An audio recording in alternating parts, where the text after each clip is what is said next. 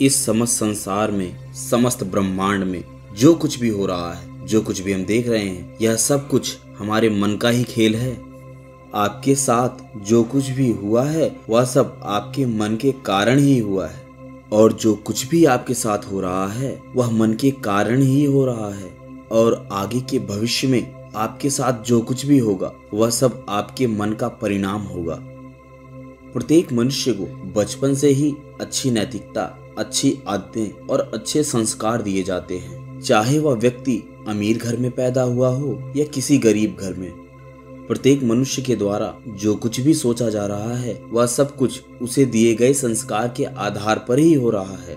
लेकिन मनुष्य जब अपनी जीवन यात्रा शुरू करता है और वह चारों ओर देखता है तब उसे सब कुछ बुरा और बुरा ही नजर आता है। दोस्तों, ऐसा क्यों होता है? जब बचपन से बच्चे को उसके माता पिता द्वारा, उसके गुरु द्वारा अच्छे संस्कार और अच्छी शिक्षा दी जाती है, उसके बावजूद भी उसके साथ ऐसा क्यों होता है? क्या कभी आपने इस पर विचार किया है? असल में प्रत्येक व्यक्ति के साथ जो कुछ भी हो रहा है और वह जिस प्रकार इस दुनिया को देख रहा है वह सब उसके मन का ही खेल है। इस पर हमें गंभीरता से विचार करने की आवश्यकता है। जब एक बच्चा छोटा होता है तब उसकी इच्छाएं कम होती हैं, उसके मन में विचार कम होते हैं। लेकिन जैसे जैसे वह बच्चा इस मृत्यु लोक में अपनी यात्रा प्रारंभ करता है, उसकी इच्छाएं बढ़ती चली जाती हैं और अपनी उन्हीं इच्छाओं की पूर्ति के लिए वह यह समझ ही नहीं पाता कि उसके द्वारा पूरी की जा रही इच्छाएं सही हैं अथवा गलत। दोस्तों, मन ही हमारी सारी प्रवृत्तियों और कार्यों का प्रधान है, यानी हमारे द्वारा जो कुछ भी किया जा रहा है वह सब कुछ हमारे मन के कारण ही हमसे कराया जा रहा है। मन के कारण ही हमारे अंदर इच्छाओं और कामनाओं का जन्म होता है।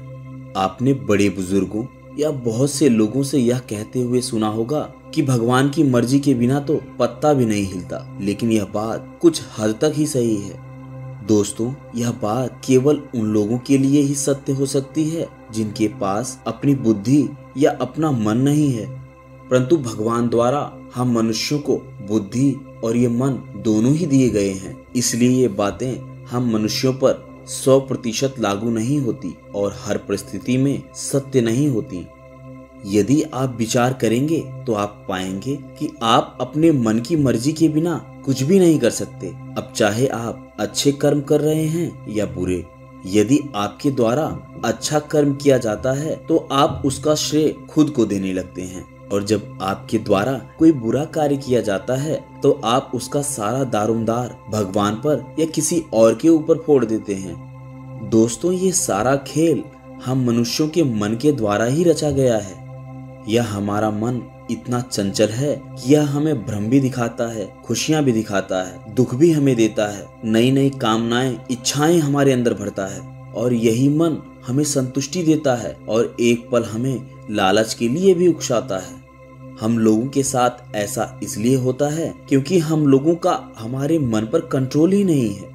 दोस्तों, आपका आपके मन पर कुछ हद तक कंट्रोल होना चाहिए, परंतु इस लोक में जिसमें हम रहते हैं, या यूं कहें कि इस मृत्यु लोक में हम अपने मन के द्वारा चलाए जा रहे हैं। हमारा मन हमें इधर उधर भटकाता रहता है। यही मन हमें कहता है कि इस रास्ते पर चलो, तुम्हारे दुख दूर हो जाएंगे, और इस रास्ते पर नहीं जाना चाहिए क्योंकि इस रास्ते पर हमें दुख मिलेगा।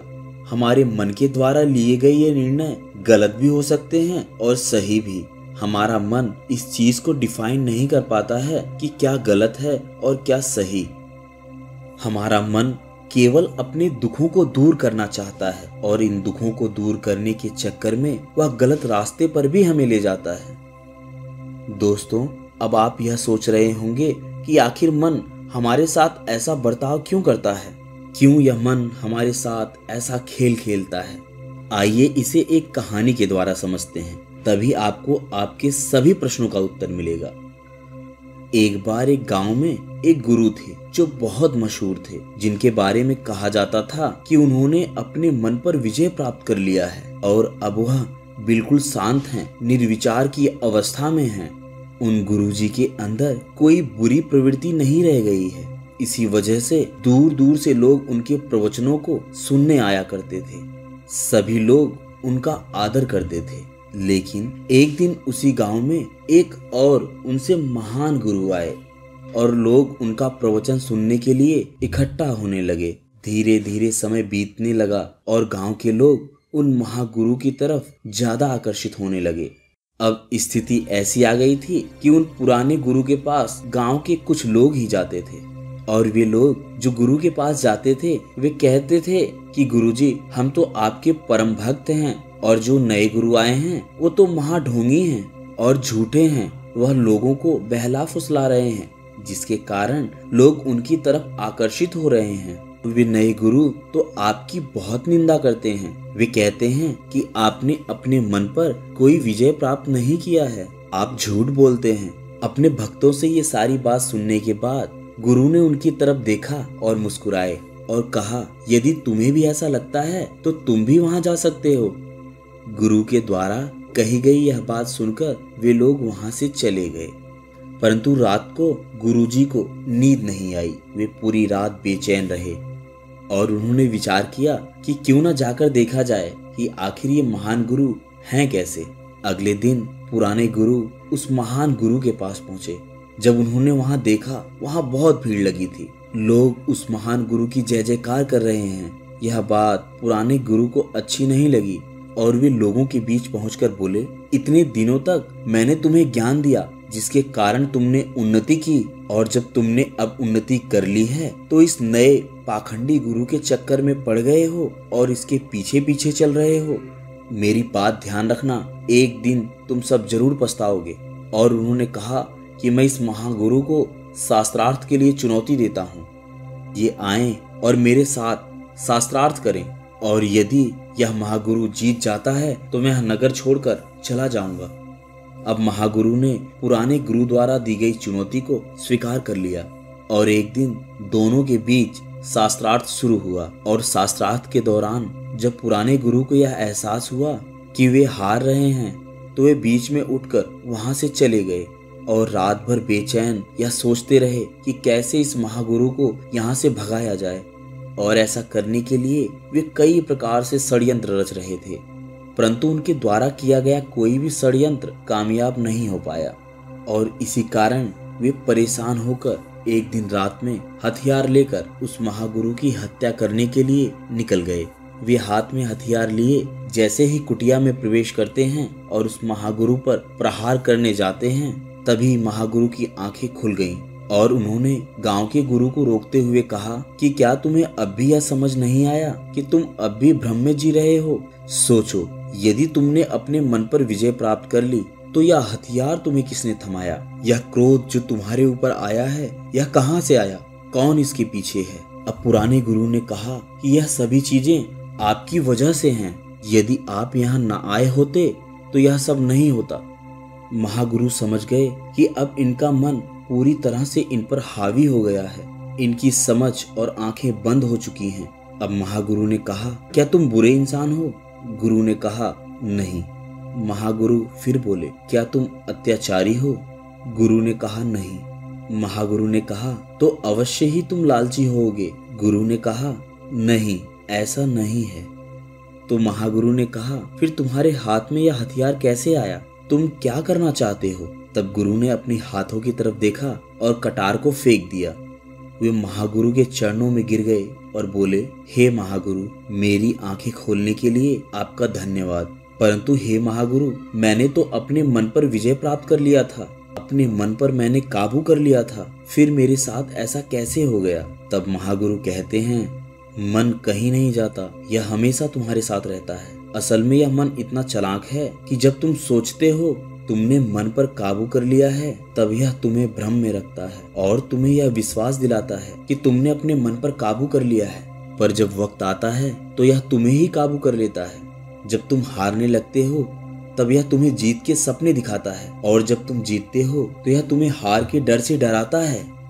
यह मन तुम्हें सफलता के लिए भी प्रेरित करता है और असफलता के डर से डराकर तुमसे बहुत से बुरे कार्य करा लेता है।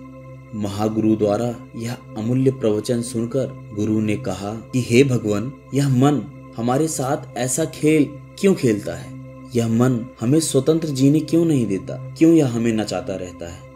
अब महागुरु ने कहा, यह मन दो धारी तलवार है। यदि तुम इसे चलाना नहीं जानते हो तब इस स्थिति में तुम अपने आप को ही घायल कर लेते हो।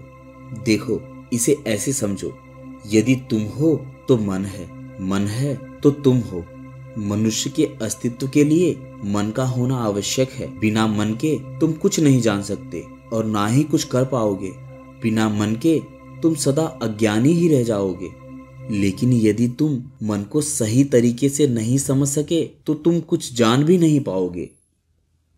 लेकिन मन और बुद्धि के कोऑर्डिनेशन से तुम बहुत कुछ जान सकते हो, तुम ज्ञान प्राप्त कर सकते हो। यह सब कुछ जानने के बाद गुरु ने महागुरु को प्रणाम किया और उनके इस अमूल्य प्रवचन के लिए धन्यवाद किया। दोस्तों, इसी प्रकार हम भी अपने जीवन में मन के अधीन होकर सब कुछ करते हैं। जो भी हमारा मन हमसे बोलता है, बिना परिणाम के बारे में सोचे हम कुछ भी कर देते हैं। यदि हम अपने मन से उठकर उसे जानने का प्रयास करें तो हम अपने लिए हर असंभव को संभव बना सकते हैं और तमाम परेशानियों से बच सकते हैं। असल में हमारे मन का काम हमारी इच्छाओं और हमारी कामनाओं की पूर्ति के लिए रास्ता दिखाना होता है। कोई कार्य अच्छा है या बुरा, कार्य को कैसे करना है, यह काम मन का नहीं है। हमारा मन अच्छे और बुरे दोनों रास्तों को दिखाता है, परंतु हमें अपनी बुद्धि की क्षमता का उपयोग करके अच्छे और बुरे कार्यों के लिए निर्णय लेना होता है और हमारे द्वारा लिए गए यही निर्णय भविष्य में आने वाली परिस्थितियों के लिए जिम्मेदार होते हैं। दोस्तों, हमारा यह मन इतना शक्तिशाली है कि यदि हम इसे ऐसे ही छूट दे देंगे तो यह हमें हमेशा बर्बादी की ओर ही धकेलेगा, क्योंकि उस तरफ ही आराम है, वासना है और लालच है। परंतु यदि हम इसका इस्तेमाल अपनी सूझबूझ और बौद्धिक क्षमता से करते हैं तो यह हमें भविष्य में एक सफल इंसान बना सकता है, एक अच्छा व्यक्ति बना सकता है, हमारा व्यक्तित्व निखार सकता है।